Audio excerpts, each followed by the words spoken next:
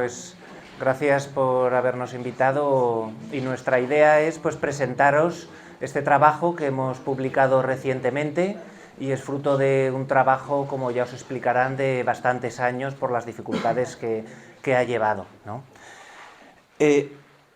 Bueno, no, sabéis mejor que yo en el fondo soy médico y tampoco soy muy buen esquiador, pero bueno, las características de la nieve aquí, ¿no?, es diferente a la nieve en Canadá, en los Alpes, ¿no? Es de ese tipo más compacta, más densa, como decíais que ya no se usa, más venteada. Nuestra meteorología es después de esa pequeña nevada, pues empieza a soplar viento y lo que hace que el manto nivoso pues sea diferente, ¿no? Diferente de lo que vemos en otros lugares, en otras cordilleras. Y además, pues claro, pues la luz de placa es el más predominante, ¿no? Me parece entender. Todo eso nos hacía que, claro, los que nos dedicamos a la formación un poco y a la investigación de lo que sucede en una avalancha, siempre pensábamos, y así lo tenemos escrito, y el otro día revisando en el número 2 de la revista del ACNA, lo teníamos así publicado, yo como uno de los autores, era que la mayoría de las muertes se producían por traumatismo aquí en los Pirineos, ¿de acuerdo? Entonces, claro, a la hora nosotros de explicar, de dar los primeros auxilios a las víctimas de avalancha, explicar los protocolos internacionales, pues nos originaba, veíamos la cara de alguno de vosotros diciendo, bueno, pero eso es porque me lo estás contando que lo han dicho los canadienses o lo han dicho los suizos, pero aquí yo esquío aquí y eso no es lo que pasa aquí. Entonces, todo eso nos generaba cierto escepticismo a los alumnos y a todos en general, porque no sabíamos lo que pasaba aquí. Siempre cogíamos datos de otras cordilleras. Y entonces nos decidimos, pues hoy vamos a investigar exactamente qué está pasando aquí en nuestros Pirineos. Pues toma, Ricardo. Derecha, ¿no? Sí, derecha. Hola. Bueno, los antecedentes de lo que es el observatorio es el primer estudio que se realiza en Cataluña sobre las muertes por alud, basándose en una base científica, que es las autopsias y no tanto en la clínica de los rescatadores, en este caso del GRAE, cuando se encontraban a las personas en las condiciones que se lo encontraban, pues, por politraumatismos y demás, ¿no? El estudio ha recogido casos entre la temporada 70-71 y la 19-20. El primer caso es el de la Pala Leixa en enero del 1971, donde murieron 2 personas, y el último caso analizado es en la cara norte de Baqueira, en la Viñeta, ¿no? Se han contabilizado 59 víctimas mortales en 45 accidentes distintos de los 50 años que hemos analizado. Bueno, el observatorio se inicia en el año 2015 con un convenio de todas estas partes. Se trata de un estudio multidisciplinar donde han trabajado diferentes organismos que ha permitido obtener y analizar las causas mortales basándonos en la científica de lo que es la autopsia por el médico forense del Pirineo catalán. Los organismos que han intervenido son el Hospital de Cerdaña, la Facultad de Medicina de la Universidad de Gerona y de Lérida, el Institut de Medicina Legal de Catalunya, la Unitat de Muntanya dels Mossos d'Esquadra, l'Institut Cartogràfic Geològic de Catalunya y el GEM de Bombers de la Generalitat. Y el propósito de todo este estudio y de todo este trabajo era registrar y dar a conocer las causas de las muertes por alud a los diferentes organismos implicados, ya sean rescatadores, organismos que investigan y divulgan. En esta diapositiva podríamos estar hablando 2 o 3 horas. Tú me das un codazo, Íñigo, si me paso, porque es que es una historia como muy larga, ¿no? Para que os pongáis un poco en situación, estamos hablando de 5 décadas, 50 años, de 2 cuerpos policiales distintos. La Guardia Civil instruía diligencias, informes periciales hasta el año 2000, que es cuando la Unidad de Intervención en Montaña de los Mossos empieza a analizar y a reportar todos estos casos, ¿eh? Es decir, 50 años, 2 cuerpos policiales. La información desde el año 2000, desde Mossos, la tenemos muy clara, está toda documentada por los atestados de las unidades de investigación, más los periciales que nosotros enviamos a los juzgados. Y anterior a estas fechas, desde el año 80 hasta el 86, el Institut Cartogràfic i Geològic de Cataluña recopila datos, pero no es hasta el año 86, hasta la actualidad, donde se hacen públicos, ¿no? Es decir, teníamos mucha información, pero nos faltaba mucha información, ¿no? Alguien podría decir, ¿por qué no tirasteis de la Guardia Civil? Que era como más fácil, ¿no? Pero si nosotros vamos a la Guardia Civil a buscar las diligencias policiales suyas, lo que nos dan es un atestado donde pone lo que ha pasado y demás, pero las autopsias no las teníamos ni Mossos, ni las tenía la Guardia Civil. Por tanto, era más fácil ir directamente a los juzgados a pedirles los informes policiales que no teníamos, más las autopsias que no las tenía nadie. El problema ha sido que estamos hablando de 6 juzgados de 3 provincias distintas, a mucha distancia unos de los otros, y en que en varios juzgados el titular del juzgado ha modificado, se ha cambiado, es decir, había un juez que marchó y había otro juez que entraba que le tenías que explicar las cosas, ¿no?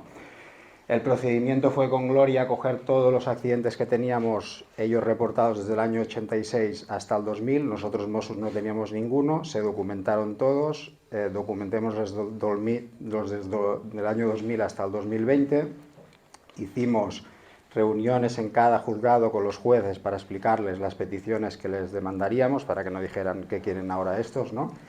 Y hicimos una primera demanda que era de todo lo que teníamos, ¿vale? Posterior a esta demanda, que se demoró por la complejidad de obtener los datos, intentemos ir más allá, nos pusimos en contacto con Pere Rodés, que hoy no está aquí, un agradecimiento especial a él por su colaboración. Tuvimos 2 reuniones con él, nos facilitó muchos datos a nivel, bueno, tiene varios datos a nivel del Estado español mundial, pero nos interesaban los catalanes, y empezamos a analizar. Tiremos también de los pompiers del Valle d'Aran, de Juanmi y de Jordi Gavaldà, para contrastar datos, y cuando creímos tenerlo todo y al final lo teníamos todo, es cuando hicimos otra petición al juzgado. De la primera petición, muchos juzgados nos dijeron que ellos no podían encontrar las autopsias ni las diligencias policiales porque estas estaban en las correspondientes provincias, es decir, los del Valle d'Aran y los de Trem estaban en Lérida, y el juzgado delegaba al secretario y el secretario al archivero de Lérida que buscase, y si el archivero de Lérida no tenía muchas ganas de trabajar, pues con los datos de un muerto en Mauverme en el año 80, pues el archivero no encontraba nada, ¿no?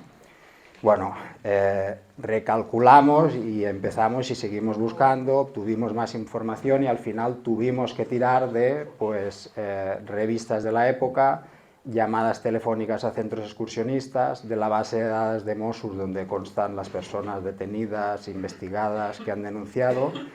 Se realizaron llamadas a voleo a personas, recuerdo una llamada que realicé con una persona que se me quedó, una mujer de 70 y pico años, helada al teléfono, porque era el hermano de su marido, que después de 50 y pico años, que es el caso del año 80, le estaba llamando un policía pidiéndole información, el DNI y los datos de su excuñado muerto hacía pues muchos años, ¿no?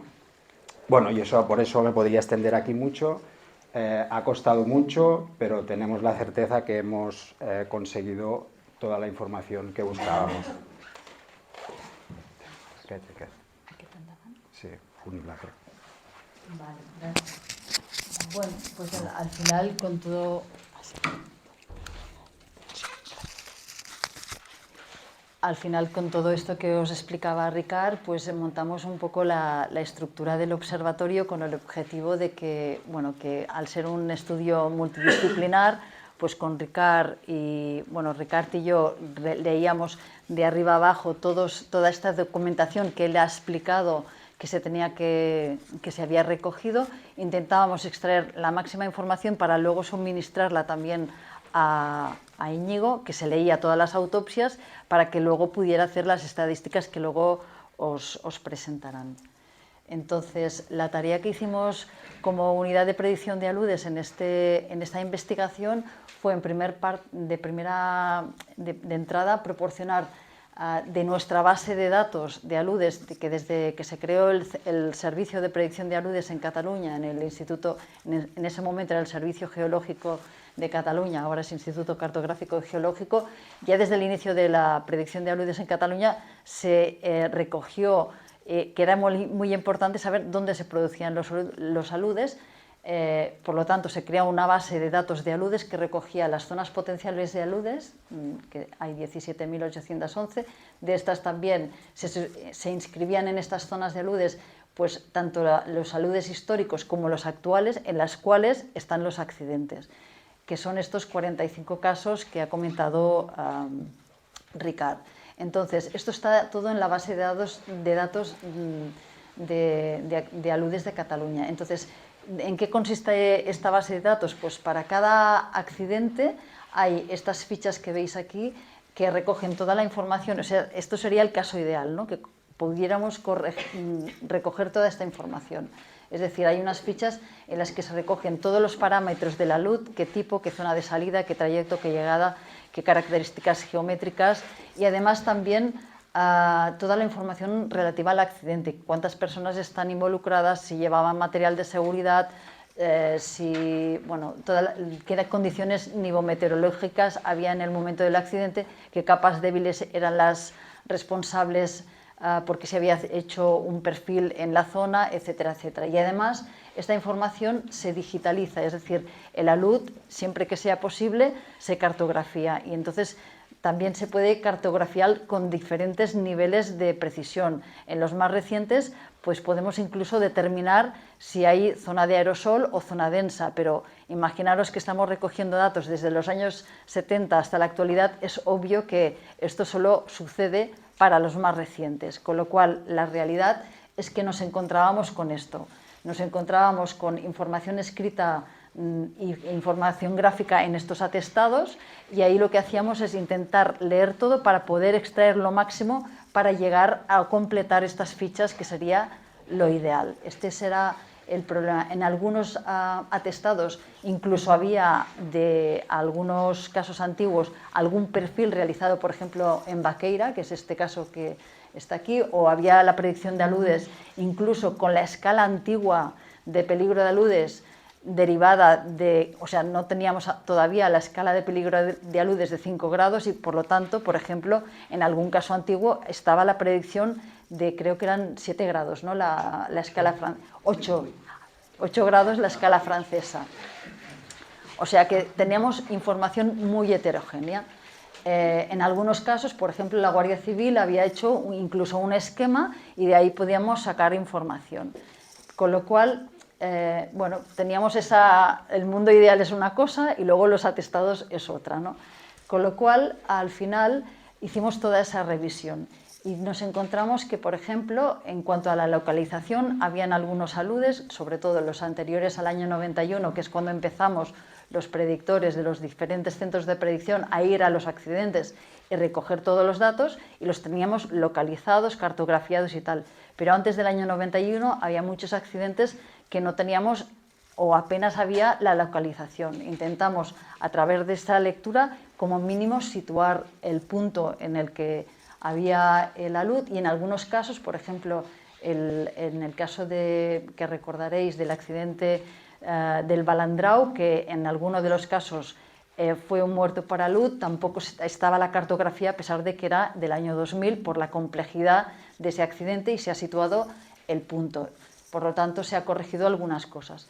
Esto dio motivo a realizar un trabajo de final de máster que lo hizo Joan Reuter, también agradecer a él todo el trabajo que ha realizado, él tampoco está aquí, y es uno de los actores en que nos permitió profundizar bastante a través de los datos recogidos, ampliar la base de datos. Es decir, esa base de datos que os he comentado inicialmente se ha ampliado con muchos más campos con un proyecto de ArcGIS.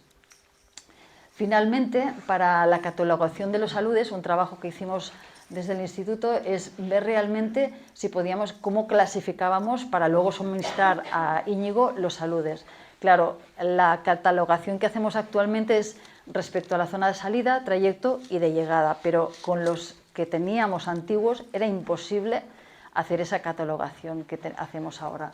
teníamos información que iba de más a menos, pues desde tener toda la información completa, el alud digitalizado y toda la información con todos los parámetros, hasta incluso tener ausencia de datos, pasando por tener información sobre todo del depósito. ¿Por qué del depósito? Pues porque era en el sitio donde encontrabas a la víctima y allí sí que había mucha descripción o del rescatador o del compañero, y comentaba, pues había un depósito en bloques y además hacía ventisca y además, entonces lo podíamos catalogar con una catalogación mucho más simple, que sería placa de viento, alud de nivel reciente o alud de fusión, y es esa la clasificación que al final utilizamos para todos los eventos, con el resultado de que, bueno, eso sí que cumple lo que más o menos popularmente sabíamos, que la mayoría de los aludes eran por placa de viento en el 81% de los casos, alud de nivel reciente en el 11% y en un 3% de fusión.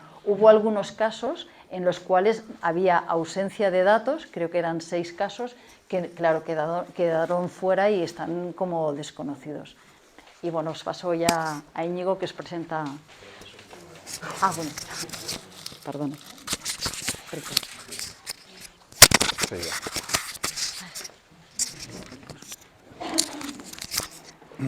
Vale, de estos casos que habla Gloria, sí que es verdad que las autopsias no se han podido reconocer porque no las teníamos, pero sí que se han sacado, es decir, un caso excluido no es un caso que no se ha sacado información, sino que se ha sacado, pero no la cantidad de información que era un caso que le hemos dado totalidad.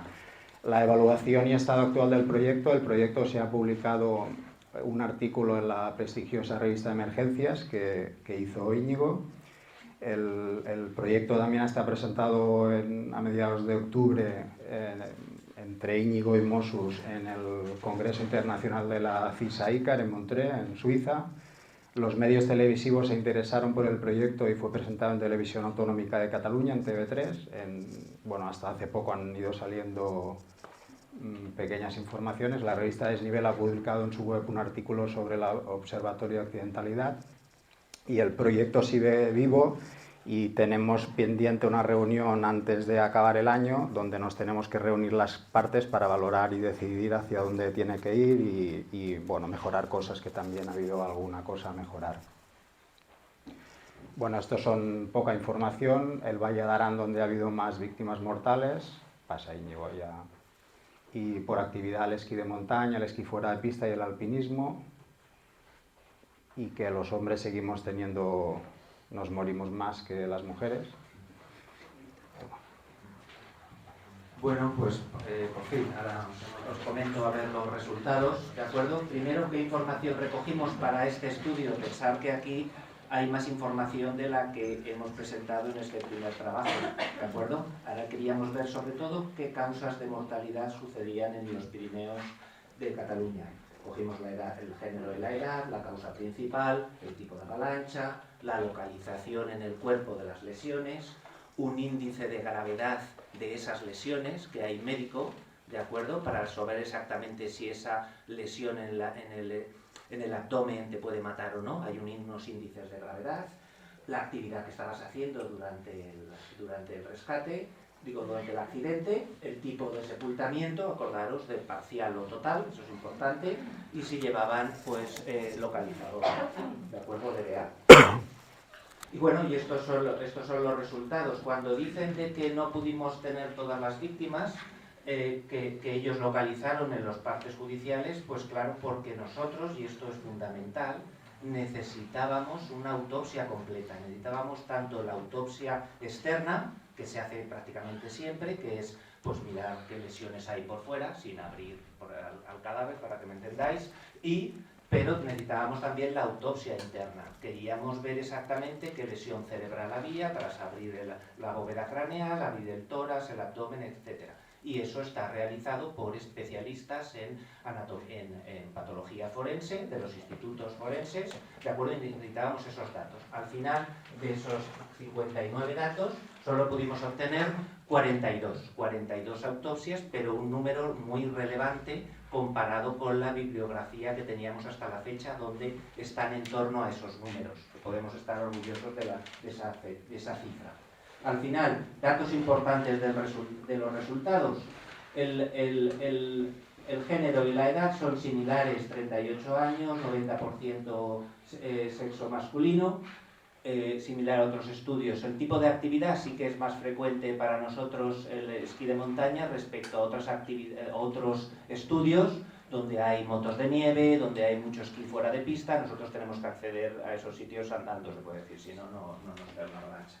Hay curiosamente, pues, accidentes de bicicleta, ¿de acuerdo? Hay también de caza, pero se excluyeron los accidentes de tráfico, por ejemplo, donde había vehículos implicados porque los mecanismos de producción no son los mismos, ¿vale? El tipo de placa, vamos a seguir, el tipo de placa, el de alud de placa sigue siendo el 80% como sospechábamos, ¿de acuerdo? El más frecuente que produce el fallecimiento. Vimos que la causa de muerte principal es la asfixia, prácticamente dobla al traumatismo, ¿de acuerdo? Es en torno a un 60%, muy similar a lo que ahora podemos decir que son los números generales de muerte por avalanchas, que están en torno a un 70% por asfixia, 30% por traumas, son por así decirlo, los porcentajes habituales cuando queremos hablar en generalidad de todas las cordilleras. Nosotros tenemos algo más de trauma, pero no estamos muy lejos de ese 70% de asfixia, a nuestro 60%, ¿de acuerdo? La localización de las lesiones es muy importante para tomar esas medidas preventivas. La cabeza y la cara, el 50% de las víctimas tenían lesiones en esa localización, también hay en otras. Hay en la columna, en las extremidades, muy importante a la hora de practicar primeros auxilios, de aprender esas técnicas de rescate, de cómo tenemos que tratar a esas víctimas. También muy importante, el 80% tenía un sepultamiento total, ¿de acuerdo? Tenían la cabeza, ¿de acuerdo? Y el tórax dentro de la nieve, ¿de acuerdo? El 80%, igual que en las estadísticas extranjeras. Y llama la atención, el 50% únicamente llevaban TBA. Vamos a hablar de unos temas concretos ahora. Bueno, antes, si intentamos hacer un poquito, esto nos vale pues para ver la validez interna del estudio y para ver si había alguna medida de asociación entre distintas variables, y encontramos, pues por supuesto, que el sepultamiento total estaba relacionado con morir de asfixia, lógicamente, y el tipo de actividad también estaba relacionado con fallecer de asfixia, y también muy importante que la gravedad de las lesiones, donde es un número que va más o menos que va del 4 al 50, pues estaba relacionado el trauma con tener muchas más lesiones y la asfixia con no tener prácticamente lesiones. Pensar que el número 15, un 15 significa que puedes morir de un traumatismo. La media de ese índice de gravedad en la asfixia era únicamente 4. ¿Qué quiere decir? Que esas personas murieron por asfixia. No tenían un trauma asociado que podía haberles matado, porque su número sería un 15. ¿De acuerdo? Simplemente tenían un número tan bajo como un 4. Mientras que, claro, los que murieron por trauma subía un 48. ¿De acuerdo? O sea, murieron de trauma. Tenían un índice de gravedad de sus lesiones muy alto, por eso murieron. ¿Qué mensajes claves podíamos coger de estos datos para ir acabando? La asfixia fue la causa predominante de muerte, ¿de acuerdo? El índice de su gravedad de lesiones era bajísimo, o sea, fallecieron por asfixia. ¿Qué pregunta nos vamos haciendo?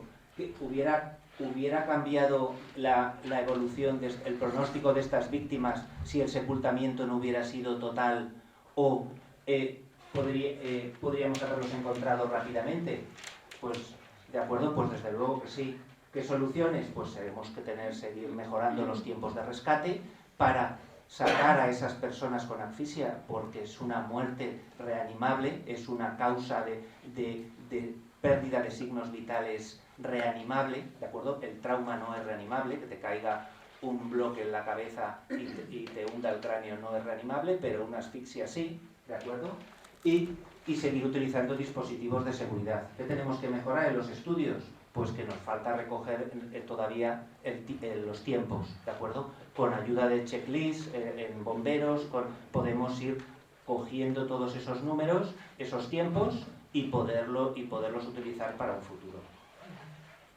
Importante, posiblemente el 51% de las víctimas llevaban DBA, ¿vale? Hasta vamos a pensar que más o menos la media que tenemos es un 80% de esquiadores de montaña llevan DBA, un 14% de raqueteros llevan DBA. Recordar que la mortalidad desciende en un 75% en aquellas personas que llevan DBA, lógicamente. Es fácil, pero si queréis un número es un 75%. Desde luego que sí, que hubiera sido diferente si esas personas llevaran DBA. Necesitamos más divulgación con estos conocimientos porque muchos de ellos es una causa reanimable. Muchos de ellos no disponíamos de esa información en aquellos tan antiguos. Otro dato importante, la mitad de los fallecidos por asfixia fueron por alud de placa. Esto se nos genera la duda de que cuál es nuestra curva de supervivencia en sepultados por avalancha. Sabemos que nuestra nieve no es exactamente igual que las de otros, es más densa, más compacta, ¿de acuerdo? Y entonces sabéis, ahora los últimos estudios, sabemos que podemos respirar cierta cantidad de tiempo debajo de la nieve, sobre todo en las nieves porosas. Quizá no en la nuestra, quizá nosotros fallecemos antes por asfixia porque nos afecta más rápido que en aquellas nieves más porosas con más cantidad de oxígeno que hay en las nieves recientes. Todo eso nos queda todavía estudiarlo. Necesitamos, claro, recoger los datos de la densidad de nieve, cosa que nos faltaba en estos estudios. Y por último, lo que hablábamos de la localización, el 50% de las lesiones se producen en la cabeza y en la cara. Necesitamos seguir haciendo con este resultado de estos estudios recomendaciones de la importancia de usar el casco en cualquier actividad invernal. Aún así, pues se podía haber mejorado la recogida de cuando se hizo la recogida de estos datos para nosotros poder utilizarlo. Es importante recoger datos para poder hacer investigaciones. Por último, como conclusiones generales, pues que al contrario del pensamiento general que teníamos, la asfixia es la causa principal de muerte en el Pirineo. Nos notamos muy cómodos inferenciando del Pirineo catalán al resto del Pirineo estos resultados y dobla prácticamente a los traumáticos. Con estas evidencias científicas, pues que son similares a otros países donde hacen protocolos en el extranjero, etcétera, podemos asumir esos protocolos como nuestros, esos protocolos de primeros auxilios, de formación, de autorrescate y poder trabajar con ellos aquí con garantías después de tener estas evidencias científicas. Y por último, el hecho de que estemos aquí los tres de pie juntos y que nos haya costado un poco más de tiempo deciros todo esto y no salir uno solo a exponerlo, es porque, como antes comentaba nuestro compañero, es importante recalcar y resaltar los trabajos multidisciplinares para poder llegar a resultados generales y no centrarnos solo en lo nuestro, sino intentar trabajar en equipo. ¿De acuerdo? Entonces, pues muchas gracias a los compañeros y a vosotros.